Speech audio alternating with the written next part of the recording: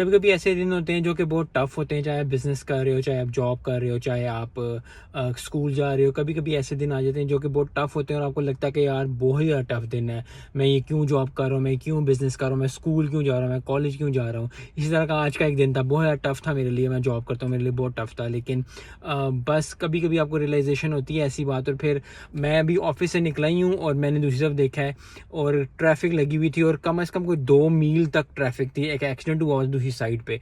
सो बस फिर कभी कभी आपको ये भी रियलाइजेशन होती है कि आपका दिन दिन तो टफ ही है, लेकिन टफ होने के साथ साथ आसान भी कितना है। क्योंकि अगर मेरी जॉब उस वक्त होती, क्योंकि मैं अभी जॉब से निकल रहा था, अगर मेरी जॉब शाम को होती तो मुझे ऑफिस पहुंचने में जो कि 10 मिनट या 15 मिनट लगते हैं, मुझे कम से कम घंटा डेढ़ लग जाता। सो फिर यही है कि शुक्र अदा करने के 100 तरीके होते हैं। अगर इंसान ने करना चाहे तो 100 तरीके होते हैं शुक्र अदा करने के। और फिर जब टफ दिन भी हो, टफ दिन में भी आपको कोई ना कोई चीज़ ऐसे मिल जाएगी अगर आप ढूंढेंगे कि आपको शुक्र अदा करेंगे।